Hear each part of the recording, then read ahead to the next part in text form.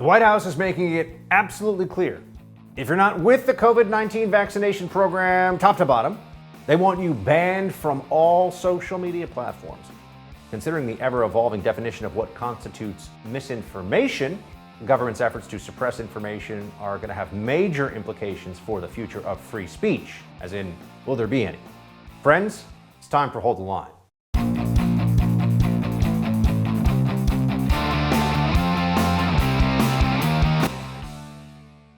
Welcome to Hold the Line. I'm Buck Sexton. It was predictable, and in fact, I would say we've predicted it here. The White House is now just openly telling everybody that they direct the social media giants to shut down speech that they don't like. They'll just decide something is misinformation, and if it's getting too much traction in social media, they shut it down. Now, they'll say this is to save lives, of course. They'll say this is about the scientific community speaking with one voice and not having disinformation or misinformation out there that leads people astray and makes them or brings them to make healthcare decisions that are bad for them. But let's all understand that, for one thing, they're doing this in a way that looks a lot like collusion between the government and private sector to suppress speech, which should really bother people. And they want it to be all social platforms. So the White House will say you should be banned not from one, but from every platform possible. Here's Gensake. Providing for Facebook or other platforms to measure and publicly share the impact of misinformation on their platform and the audience it's reaching. Also with the public, with all of you, to create robust enforcement strategies that bridge their properties and provide transparency about rules. You shouldn't be banned from one platform and not others for providing misinformation out there. Yes, that's right. Let's make sure that it's easy to deperson someone, if possible, from the internet. Let's get to a place where if you have an unpopular idea, I don't know, like the lab leak theory for COVID-19 origins, because, that was misinformation, they said, or the Hunter Biden laptop, for that matter. Remember when Twitter said that was stolen information and therefore couldn't be published? And then Facebook also said that they didn't want it to be shared either because it couldn't be verified. You're seeing where all this is going, right? Quite clear. So how do they justify what is the most direct assault on freedom of speech in America, the most consequential assault on freedom of speech in my lifetime? Oh, it's about saving lives. Of course. Here's Joe Biden mumbling something about how Facebook is killing people. What's your message to platforms like Facebook? They're killing people. I mean, look, the only pandemic we have is among the unvaccinated. And they're killing people. They're killing people. Now, he did come out to give us some additional context after the fact to clean up that remark. He's saying it's not that Facebook is killing people, but people who are spreading misinformation about the COVID vaccine on Facebook are killing people. That's the Biden line on this. And I think we should all note that Joe Biden is not shy at all about continuing with this policy of telling the social media companies what constitutes misinformation. In fact, Gensake said, no, we are coordinating. Here she is. In terms of actions, Alex, that we have taken, or we're working to take, I should say, from the federal government, we've increased disinformation research and tracking within the Surgeon General's office. We're flagging problematic posts for Facebook that spread disinformation. We're working with doctors and medical professionals to connect to connected medical experts who are popular with their audiences with accurate information and boost trusted content. So we're helping get trusted content out there. Yes. Flagging content. Your government is working through the private sector to figure out, the federal government, the partisan Democrat Biden White House, wants to make sure that there are certain things, certain individuals, therefore, who get that extra scrutiny to shut them down and kick them off the internet. Would this ever be abused? You know the answer to that question before I even have to extrapolate on the thesis. Of course, this can and will be abused if this becomes the acceptable standard for public and private sector anti-speech collusion. If you want to get a sense of where this is all going, just think of the term misinformation. Not even fact checking anymore. Now it's misinformation. What constitutes that? Well, if you look at an NPR piece over the weekend about the very well-known conservative site, the Daily Wire, NPR had a writer make the case that the Daily Wire tends not to provide very much context for the information they are providing. And if you've stripped enough context away, any piece of truth can become a piece of misinformation. So this is saying the quiet part out loud, in a sense. This is when the Democrats start to come forward and tell everybody, oh, you can say something that is true, or you can say something that is your opinion, and we can still consider that misinformation because it lacks the context that we say it should have. Think of the constraints that puts on speech. Now it's not even a question of factual accuracy, it's a question of how facts are presented, period. Oh, isn't that an interesting way for them to be able to just edit everyone's work, if you will? Decide that because there's not enough information included that they want to be included around your facts, you are guilty of spreading misinformation. And if you're guilty of spreading misinformation, this White House wants to tell big tech that you have to be kicked off the internet everywhere. So I don't know, let's say you think that the Biden administration is stupid and corrupt. Is that misinformation? Should that get you kicked off the internet? Why not? As far as this White House is concerned, that's clearly lacking the context of whatever it is that they have as talking points for how great Biden's doing at this point, which I think everyone also realizes is absurd. And there's another dynamic that's playing out here. They're pointing to misinformation, and they're panicking about what they've said in the past about the virus, about the vaccines, and the numbers that we would be hitting at this point, and how this trajectory, the trajectory of the pandemic would be unfolding at this stage. So what are they doing? They're calling out misinformation and blaming that misinformation, yes, on random people online, but also on the favorite target of the cancel culture left, Fox News. Do you think we could have eradicated polio or defeated the measles if you had Fox News night after night warning people about these vaccine issues that are just, bunk?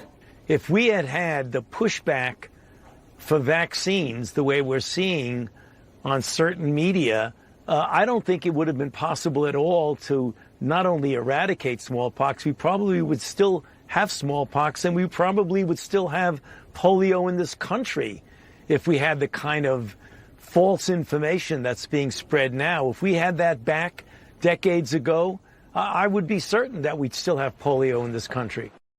Yeah, so the disinformation that he's putting on Fox News here, notice how he doesn't actually give any specifics for it, because Jim Acosta is a dim-witted propagandist for a network that pretends to be objective news still, which anybody with an IQ above that of a toaster should think is absurd beyond words. But then again, Jim Acosta works there. So let's be very clear. Fauci is also allowing for this pile-on to Fox, against Fox. And at the same time, we're being told that we should all be very, very scared. Of what exactly? Not clear. But here's the Surgeon General under the Biden administration telling us just that. I am worried about what is to come because we are seeing increasing cases among the unvaccinated in particular. And while if you are vaccinated, you are very well protected against hospitalization and death, unfortunately, that is not true if you are not vaccinated. We're seeing 99.5% of deaths right now from COVID-19 in our country are happening among the unvaccinated.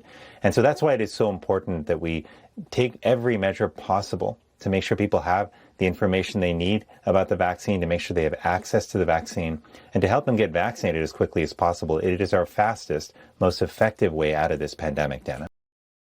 Everybody knows about the vaccine. Everyone knows they have access to a vaccine. At some point, we have to be a society where people get to make choices, whatever those may be in this case, and they get to live with those choices. But the Democrats would prefer to use this as an open door for whatever authoritarian health policy mandates they want to ram down everyone's throats and destroy as much freedom as possible in the process. All right, we'll have more on the White House's efforts to censor social media with the founder of American Majority, Ned Ryan, when we come back. Right now, let's talk about our most valuable asset that most of us own, right? Our homes. I mean, how much equity do you have in your home? 50,000, 100,000, more? Cybercrime experts are alerting homeowners that the more equity you have, the greater the chance foreign and domestic criminals will come after you. Home title theft is one of the fastest growing crimes out there. In fact, Home Title Lock, America's leader in home title protection, is alerting homeowners they could already be a victim and not know it. Here's how it goes down. First, cyber thieves search hundreds of public databases for high equity homes. Next, they pull your home's online title, forge your signature stating you sold your home, and then they take out loans against your equity. You're not covered by insurance, your bank, or common identity theft programs. Protect your most valuable asset. Register your address now to see if you're already a victim and receive a complete title history of your home, a $100 value free. Go to HomeTitleLock.com. That's HomeTitleLock.com. We'll be right back with more. Hold the line.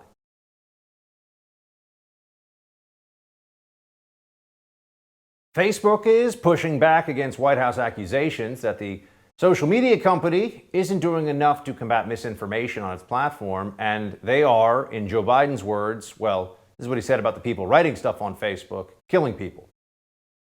Facebook spokesperson Danny Lever told ABC News, quote, "We will not be distracted by accusations which aren't supported by the facts. The fact is more than 2 billion people have viewed authoritative information about COVID-19 and vaccines on Facebook, which is more than any other place on the internet.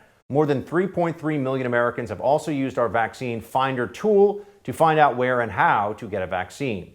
Facts show that Facebook is helping save lives, period." For more on the White House's efforts to pressure social media, the CEO of American Majority, Ned Ryan, is also the author of the excellent book, The Adversaries, a story of Boston and Bunker Hill. Mr. Ned Ryan, great to have you as always. Yeah, good to be with you, Buck. Okay, so yeah, Biden said they're killing people. That's what he said. But okay, he meant the people that are saying stuff on Facebook that Biden says isn't true. But even still, he's pressuring Facebook to shut down speech that the White House disagrees with. This starts to feel like not the First Amendment in principle being violated, but as a matter of law, this is getting real close to, oh, the federal government's now telling private entities, do this or else. Yeah, no, Buck. I mean, this is troubling. First of all, it's deeply ironic that Biden is saying that people are killing other people with this misinformation on Facebook, when about 8 or 9 months ago, both Biden and Harris were throwing shade on the COVID vaccination, on the vaccine. So that's ironic. But no, you're right. I mean, the thing that's troubling to me, and the reason that I think they're not going to really go after big tech, it's too convenient for them, Buck. Why make a direct assault on the Bill of Rights when you can let the private corporations like Facebook and Google and Twitter do all of your dirty work in shutting down freedom of thought, freedom of speech, quite frankly, many of the other things that take place online, freedom of assembly, of like-minded people being able to share ideas online. So, no, Democrats find these big tech corporations far too convenient to actually do anything about them. And then on the other side, you have Republicans and libertarians going, oh, these are private corporations, we can't do anything. I think it's a very dangerous place we're in, Buck, because the fusion of big tech and big government equals big brother, and we're seeing it take place in real time. And it's stunning to see how we've already been able to see how the big tech companies, Facebook, Google, have done everything they can to shut down certain speech about lockdowns and COVID, about the origins of the COVID virus, whether it came from the lab leak theory, areas where they probably were wrong in what they thought was wrong. They certainly were wrong to act like it was definitive. And yet now they're sounding like they're going to be even more aggressive about what they say is policing misinformation going forward. It's like they take the wrong lessons from this, although maybe the lesson we should take from it is we're not trying to achieve the same kind of society they are. No, I think that's exactly the right lesson to take from this, Buck. I mean, the people that believe in the power of the administrative state don't want to have questions. They don't want to have questions to the narrative. They want silence. They want to be able to basically tell people to shut up or silence their voices. No, they're looking at a completely different world than we are. I mean, there is two different very worldviews and approaches to government taking place right now, where we want to, as conservative, as limited government conservatives, see the free flow of ideas and exchange ideas. And that's how we get to the real truth of this, Buck, where we're able to ask questions, to try and get to the truth. And the other side, the administrative state, no, we've got all the answers. You have to listen to the educated elite and the experts. And if you don't, we'll shut down all dialogue because we know what's best for you. Are we able to do anything about this, Ned? It feels like everyone on the conservative side who's paying attention even a little bit has woken up to the reality of what very left-wing authoritarian big tech.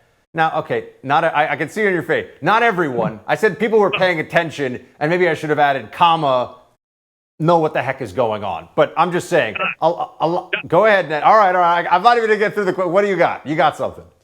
I would say everybody that has more than a couple brain cells and common sense, which does not include GOP leadership, and sadly, some people that are inside the Freedom Caucus. When you're taking direct cash contributions last year in the 2020 cycle from Google and Facebook, maxed out contributions, mind you, I don't think you get it, Buck. I've gotten to the point where this is a litmus test for me, in which do you renounce big tech and all of its evil works? And the first step is not taking direct cash contributions. And until we see Republicans in the House and the Senate sign a pledge in which they say we will no longer take tech contributions, I don't think we're going to see any real solutions. But there are plenty of real solutions if people will actually have the political courage to do it and get right on it. Because again, it comes down to, Buck, this is a government of, by, and for the people, not of, by, and for the corporations. And I hope that Republicans figure that out sooner rather than later. So are we basically in a we can't do anything until we take back the House, and even then we're going to need the House, the Senate, and the White House? I mean, where does this leave us, man? It feels like we're just getting pummeled here on the right by big tech. We complain about it. I mean, we have this sort of right-wing therapy sessions where we sit around and say, and it's all true, right? Big tech is squashing us like bugs or squashing our speech. But we don't really get very far. And you're a guy who's been at the forefront of one, telling everybody that this is a big problem, which is that step one is knowing it's a problem. Is there anything we can do? Do we just have to sort of suffer and hope for power to shift hands in a couple of years? What can be done? Well, I think part of it is the education process, obviously getting more of the base educated on the issue, but it's also changing the dynamics of the Republican Party, Buck. I mean, 2022 is a prime opportunity in primaries. Party is what people say it is. And those who win primaries and show up at conventions, we need more America First candidates to win primaries, to change the complexion of the Republican Party, to begin to change the leadership of the Republican Party. And it's only in having more America First candidates win in 2022 and 2024 in primaries that you're going to see the Republican Party change and actually get righteous, hopefully, on the tech issue. And I'm seeing guys, this is what's encouraging to me, Buck. I'm seeing guys like J.D. Vance, who's running for Senate in Ohio, Blake Masters, who's running for Senate in Arizona. They're very good on this issue. We just need more of them. What's going to happen here, Ned? Do you think the White House is just going to keep pushing, or have they gone far enough that the suppression of thought and free speech in big tech is, that they've made it too obvious? It's not that they don't want to do it, but it's too obvious. Or do you think they don't even care anymore? No, I think they've gotten to the point they don't even care. I mean, I think the last 3 or 4 years have truly demonstrated, the corporate propagandists, otherwise known as the media, the Democrats and big tech, they simply don't care. They're not going to apologize for anything they do. They're going for the win. They have power. They know how to use it. We have to hold them off, get back power, and then know how to use power in return, Buck. So no, they're not going to apologize. They're not ashamed of it at all. They think that they have the power and they're going to use it. And in some ways, I admire them. Ned Ryan, everybody, speaking the truth, but it's not an easy day to hear it. But Ned, thanks so much, man. Always good to see you. Thanks, Buck. Today, the U.S., NATO, and the European Union are accusing China of masterminding massive cyber attacks around the world, including an attack on the Microsoft Exchange email servers earlier this year. Gordon Chang joins us next to discuss those revelations. Before, though, I want to tell you about my newest sponsor on Hold the Line, My Digital Money. Everybody wants to invest in cryptocurrencies these days, right? People make crazy profits sometimes, but it's not easy to get started, and it's really high risk. It is. That's why you need people to help you with this. That's why Colin Plume, the CEO of Noble Gold, decided to create My Digital Money. It's an easy-to-use, self-trading crypto IRA platform with concierge-level customer service. All right, so this is a great platform for you to use. It's one of the few U.S.-based cryptocurrency companies that'll answer your phone calls and help you get started. And because your comfort and security is their top priority, they've got a bunch of things they'll give you, like unparalleled military-grade security for your coins, trigger orders to help you secure opportunities for gains or limit losses, without having to watch your account 24/7, a play money account so you can test the market without risking your money. And with the recent pullback of most of the major cryptocurrencies, this might be the best time to get into this exciting technology-based investment. And when it comes to your money, you deserve a team of dedicated professionals that have your back, speak to you honestly, and treat you like a human, not a number. Check them out at mydigitalmoney.com. That's mydigitalmoney.com. We'll be right back with Gordon Chang.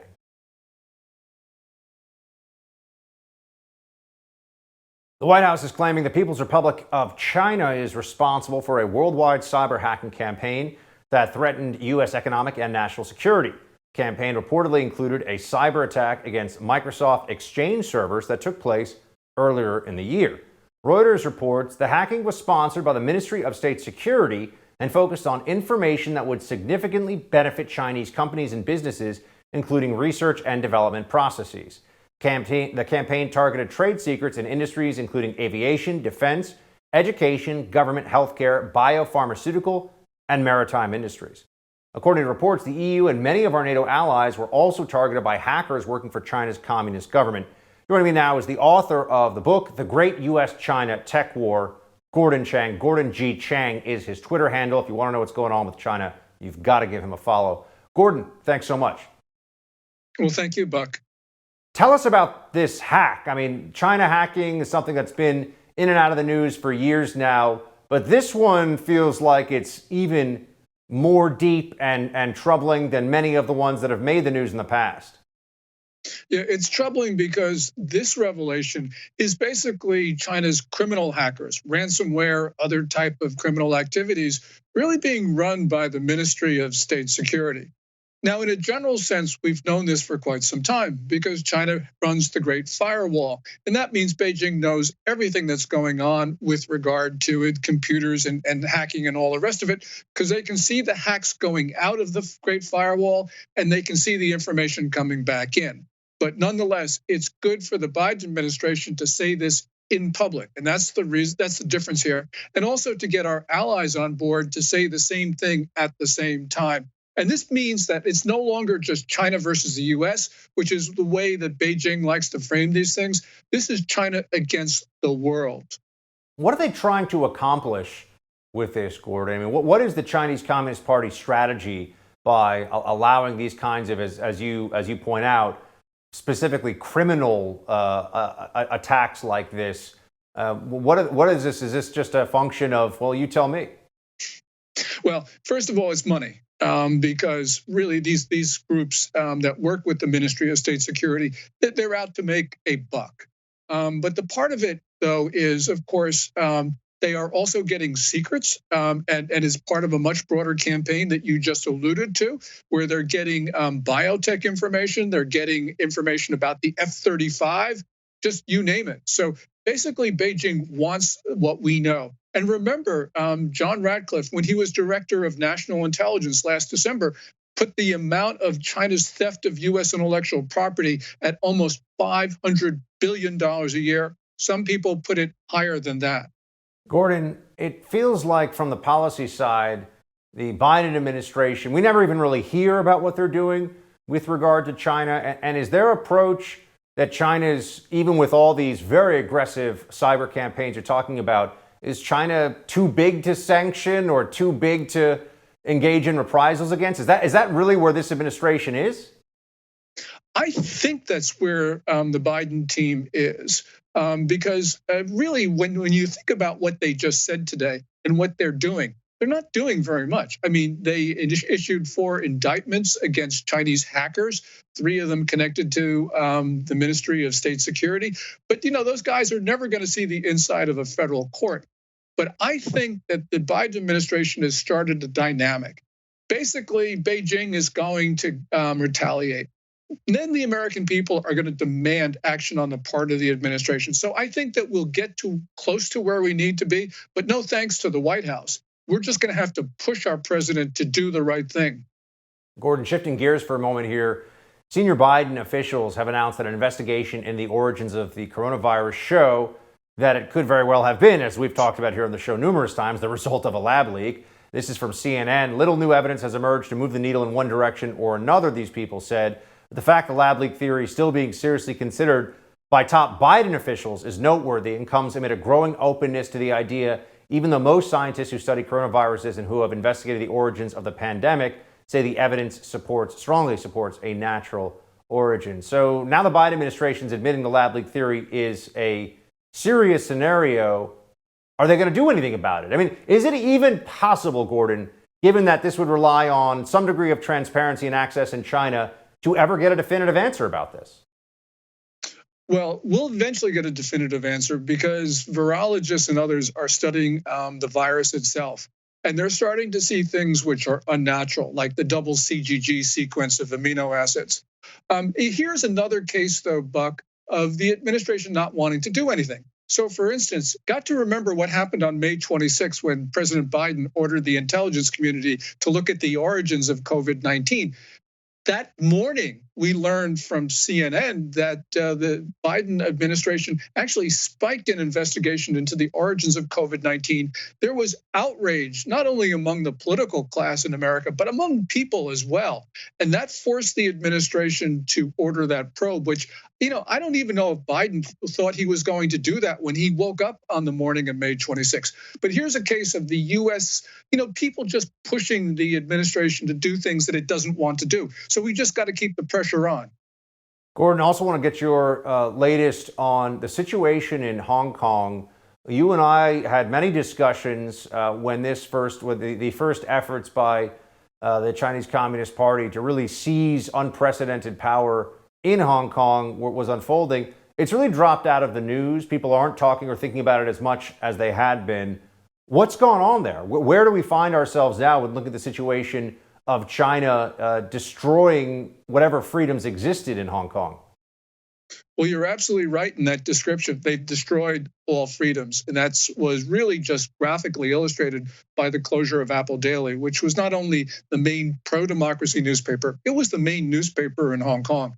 Now, a couple days ago, the Biden administration issued a business advisory warning American companies about Hong Kong. That's a good thing because got to remember, once they start censoring political information, which they have, they're going to be tempted to censor business information. And that's going, I think, to make Hong Kong, it'll always be a city, it'll always be a financial center, but it won't be an international financial center. And it can't be because of what Beijing is doing there right now. Has the freedom movement there been effectively squelched? For the moment, but only for the moment, because what we've seen in Hong Kong is an insurgency. And we know from the history of insurgencies elsewhere that these melt away from time to time and go away even for years, but they always come back. And we have seen the resistance of the Hong Kong people. For instance, 3 weeks ago, when they closed Apple Daily, people lined up to buy the last issue of this. And this is a real sign that the people of Hong Kong don't like what Beijing is doing. We're going to see this resistance pop up from time to time, as it has in the past. The only way Beijing wins is that the people of Hong Kong who resist are going to move to Europe or the United States. But they're not going to move in such numbers so that Beijing is going to be that lucky in this regard. Has there already been a pretty considerable outflow? And have we gotten some sense as to whether there are a lot of political arrests and effectively political prosecutions now happening on the island of Hong Kong? Well, there's been an outflow of people, especially people who have demonstrated. But I think we're going to see a little bit more. And remember, at the beginning of next month, Beijing is going to impose additional exit restrictions. So I think they're going to trap people in Hong Kong. And that's going to basically create a pressure cooker for Beijing. Gordon Chang, always good to see you, Gordon. Thanks so much. Thank you so much, Buck. Texas Democrats might have gotten a little more they bargained for when they fled the Lone Star State last week, as several of them have reportedly contracted COVID-19. Texas political strategist Elizabeth Heckman joins us next to discuss. Right now, I want to tell you about Black Rifle Coffee. If you're anything like me, you've got to start your day with a healthy dose of caffeine, and that means kicking off my morning with Black Rifle Coffee. I mean, this is some of the best coffee I've ever tasted, and it comes from a veteran-owned company that serves premium coffee to people who love America. Black Rifle Coffee is committed to supporting veteran law enforcement and first responder causes with every bag you buy. This summer, Black Rifle invites you to enjoy your coffee. Not just the great taste, but also the places you drink it, the passion and adventure it fuels and inspires, and the entertainment Black Rifle serves along the way. Whether you're brewing the perfect cup of pour over or you're cracking open a can of 300 on your next backcountry mission, Black Rifle Coffee Company is here to fuel your way wherever the summer takes you. Black Rifle Coffee imports its high-quality beans from all over the world and roasts them 5 days a week at their facilities in Manchester, Tennessee and Salt Lake City, Utah. The team at Black Rifle is continually researching and experimenting with new roasting methods and coffee origins. Get some today. I've got it at home. We've got it here in the office, too. It's what everybody's drinking. BlackRifleCoffee.com/Buck. Use code BUCK at checkout for 20% off your purchase and your first coffee club order. Fuel your summer with America's coffee, Black Rifle Coffee.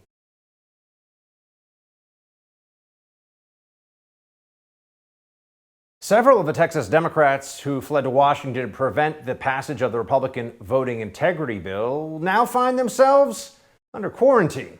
According to Fox News, more than 50 Texas lawmakers arrived in Washington on Monday after leaving their home state on private charter flights. 5 of those lawmakers have since tested positive for COVID-19 and are quarantined. The positive COVID tests have forced this week's planned event on voting rights to be more virtual, with the Democratic lawmakers participating from their hotel and the guest speakers joining virtually. Kind of stinks when your vacation's cut short, huh? Joining me now to discuss is Texas-based political strategist Elizabeth Heckman. Elizabeth, thanks for being with us. Thanks for having me. Happy to be here. So, first off, Texas Democrats, some of them, I think it's 5 now, have tested positive for COVID-19. They did tweet out a photo, if memory serves, on their flight without masks on. So what was the message they were sending? Oh, here we have the photo. There it is. What was that all about? What a great group over there. You know, I think it's about time that we rebrand the Democrat Party as the party of hypocrisy. The fact that they can board a plane without masks, carrying Miller Lights like they're on some kind of fraternity vacation, but I can't go on a flight and coach and order a Tito's drink and I have to wear a mask. It just shows that they're all about rules for everyone else, but they won't follow those same rules. And what exactly is the plan here? I mean, I spoke to Governor Abbott of Texas last week. He's saying that he's willing to extend the session. These Democrats are in D.C. He'll extend the session or the emergency sessions indefinitely until they return.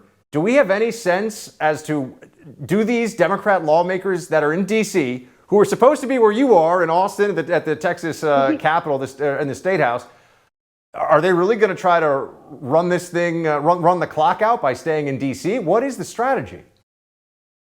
I mean, to try to get in the minds of a Democrat sounds quite, I don't know about that. But maybe we need a shortage of Miller Lights in D.C. That's what requires them to come back. Or their D.C.-based donors need to stop funding their hotels and their fancy lobster dinners. Maybe that's what's requiring them to come back. But what I think is they care more about praise from Kamala Harris and not about the opinions and the praise of their constituents. And so maybe if Kamala Harris tells them to come back to the state, they will come back. But I don't think, because Texas Democrats have never once listened to their constituents. And I think once they go back to their state, they're going to have nothing to show for this special session, because instead of working for the people they were elected to represent, they are working for their own self-interests and for the praise of this failing administration. Yeah, I mean, what's the response from folks in Texas to this overall? I'm sure you guys have seen some polling on the political consultant strategist side of this, and just in general from the various folks that you talk to in and around the Capitol in Austin. I mean, do the Democrats think this is working, and do Republicans think that this is essentially a huge flop for them? I mean, how is this going? I mean, to say that Democrats are out of touch with reality is the biggest understatement, I think, of the year.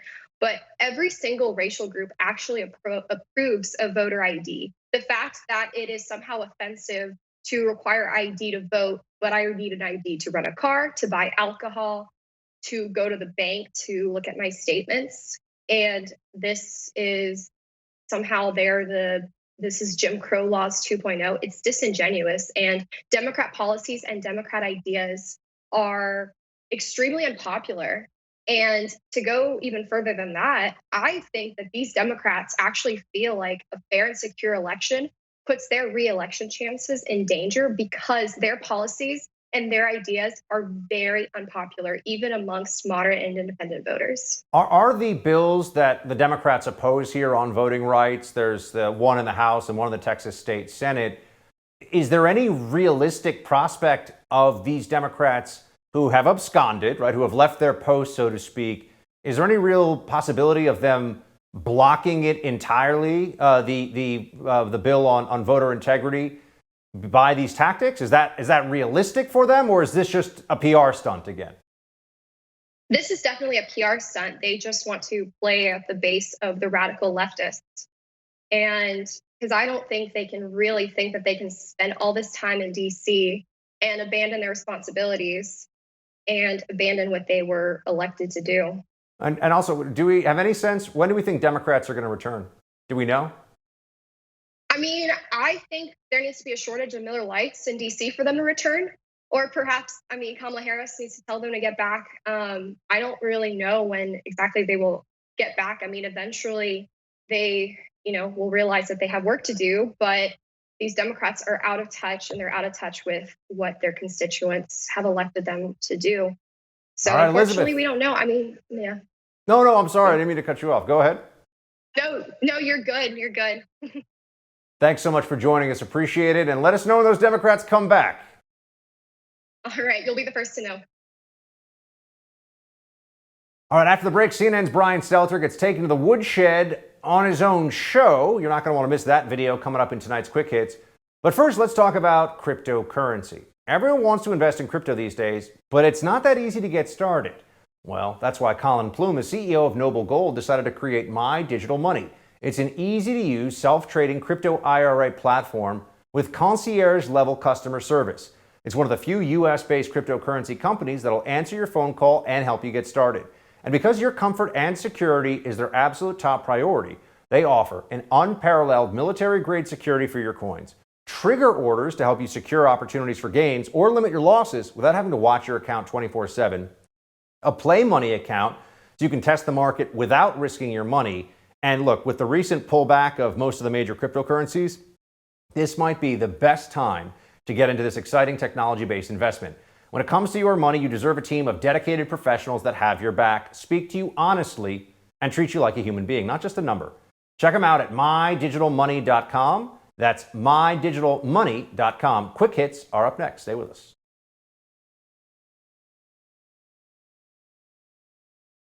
CNN's Brian Stelter gets called out on his own show, and the founder of the 1619 Project wants the U.S. to be more like Cuba, at least in some respect. We got those stories on Quick Hits. Let's get right to it. Of all of the people that one could make fun of at CNN, the most entertaining to poke fun at, I think by far, would be Brian Stelter. In fact, many people I know in conservative media are big fans of the Brian Stelter show insofar as the unintentional comedy that it provides is really useful for our jobs. We're apparently not the only ones who think this way, because Michael Wolff, who is a somewhat controversial author who some people say gets great scoops, other people say is full of a scoop of something, he was on Stelter's show, and he said to Stelter's face the kind of thing that, well, you got to hear it. I think the media has done a terrible job on this. I think you yourself, while you're a nice guy, you're full of sanctimony. You become part of one of the parts of the problem of the media. You come on here and you have a monopoly on truth. You know exactly how things are supposed to be done. You are one of the reasons people can't stand the media. Don't talk so much, listen more. People have genuine problems with the media. The media doesn't get the story right. The media exists in its own bubble. Oh, wow. Look at that. Someone who's actually saying something accurate on reliable sources about the media and its sources. That was refreshing, wasn't it? That was kind of fun, actually. I'd go home and play that clip a few more times by myself. That was a lot of value out of it, I have to say. I have made the case here many days in recent weeks that the Democrat Party and the Democrat leftists out there are commies, or at least commie sympathizers. They seem to have a particular fondness for, well, all forms of socialism, but the one that they really get excited about is, oh, that's right, Cuban communism. That's one that they feel a kinship with. They feel a protectiveness over the failed authoritarian collectivist experiment of 60 years that has taken place on the island of Cuba. And if you're wondering, now this is not from the current news cycle. This is from 2019, but somebody found this one. Nicole Hannah-Jones is the founder of, or the primary writer behind, the 1619 Project. And there are some aspects of our relationship with some aspects of Cuba specifically that she thinks they really get right, and maybe we should give more thought to it. Here you go. Are there candidates right now, or even just places that you think have a viable and sufficiently ambitious integration agenda? And if so, what is it?